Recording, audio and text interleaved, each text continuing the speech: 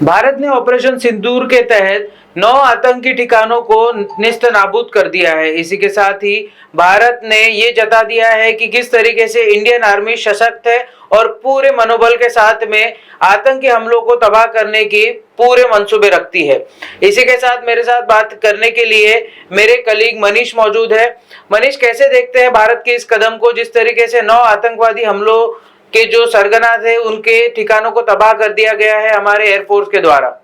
जिस प्रकार से परिस्थिति देखी गई है, भारत की सभ्यता रही है अहिंसा परमो धर्म की, साथ ही साथ जो है शांति और सौहार्द की संस्कृति रही है।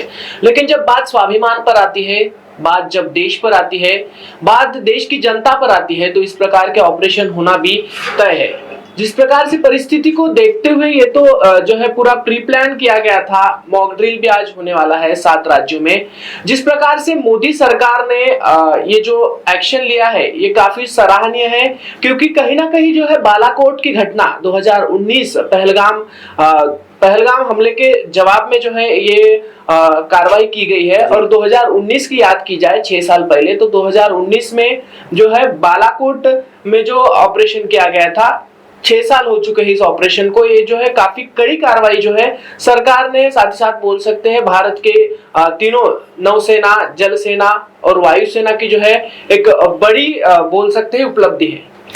जिस तरीके से आपने ये बताया कि आज मॉक ड्रिल करने वाले थे, कहीं आपको लगता है कि मोदी गवर्नमेंट का ये जो मॉक ड्रिल था ये सिर्फ एक मुखौटा था कि पाकिस्तान ये सोचे कि हम लोग आज कुछ नहीं कर रहे और इन्होंने रात को 1:51 पे ही पूरा हमला करके अपने सारे लोग सही से वापस अपने इसमें आ गए? क्या लगता है आपको कि क्या ये जो हमला था, ये हमला सोचा समझा और प्लान रणनीति के साथ किया गया था? और जिस तरीके से आज मॉक ड्रिल की बात हो रही थी, क्या ये मॉक ड्रिल अभी हो भी पाएगी या नहीं होगी?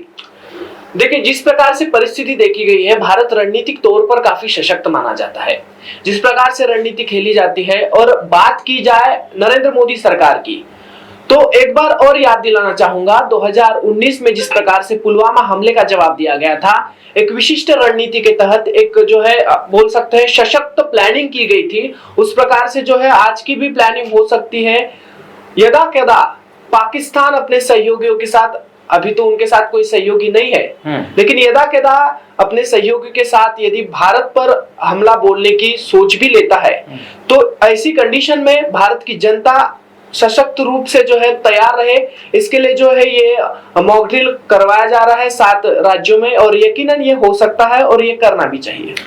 मनीष, मेरे को ये जानना है कि क्या आपको लगता है कि पाकिस्तानी आर्मी का पूरा कंट्रोल है उनकी जनता के ऊपर में, और जिस तरीके से भारत ने जवाबी कार्रवाई की है उसके बाद में उनके ऊपर में प्रेशर बन जाएगा, और जो प्रेशर रहेगा उसके हिसाब से उनको रिटेलिएट करना पड़ेगा? तो भारत, क्या आपको लगता है कि भारत को एक तैयारी में रहना चाहिए कि अपने दुश्मन को ज्यादा कमजोर ना समझे और आने वाले समय में जितने भी एंटी मिसाइल सिस्टम्स है उनको तैनात कर दिए जाना चाहिए? देखिए, खेल के पटल पर, साथ ही साथ युद्ध के पटल पर, इस युद्ध के महाभारत में कौन कब बड़ा हो जाए, किसका पासा कब पलट जाए, ये देखना जो है ये कोई भी नहीं बता सकता। और जिस प्रकार से बात की जाए पाकिस्तान की, पाकिस्तान का और कंट्रोल का किसी भी प्रकार से जो है जोड़ है ऐसा मुझे नहीं लगता। जिस प्रकार से उनके वीडियो वायरल हो रहे हैं, एक और ये भी देखा गया है कि जो है पाकिस्तानी हुक्मरानों के खिलाफ जो है वहां की आवाम काफी संतप्त है। बिल्कुल। तो कहीं ना कहीं पाकिस्तान तैयारी में तो है, लेकिन उनका हमला सफल होगा क्या, इस पर अभी भी सवाल या निशान है।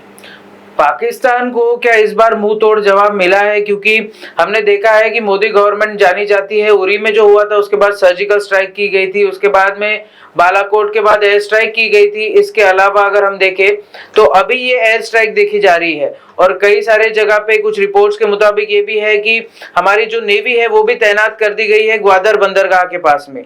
तो क्या लगता है कि और कुछ जवाबी कार्रवाई करेगा हिंदुस्तान?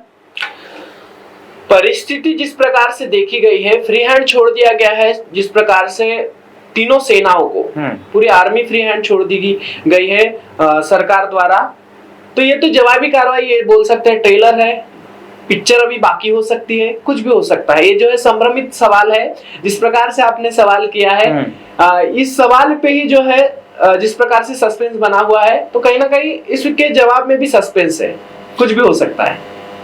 क्या लगता है आपको कि जिस तरीके से ऑपरेशन सिंदूर इसको नाम दिया गया था, इसका मतलब यही है कि जो 26 महिलाओं का सिंदूर वहां पे पोंछ दिया गया था पहलगाम घाटी में, क्या उसकी वजह से मोदी जी ने ये डिसीजन लिया कि इसका नाम ऑपरेशन सिंदूर रखा जाए? देखिए, जिस प्रकार से सिंदूर का और भारत का काफी गहरा नाता है, भारत की सभ्यता में सिंदूर को काफी पवित्र माना जाता है।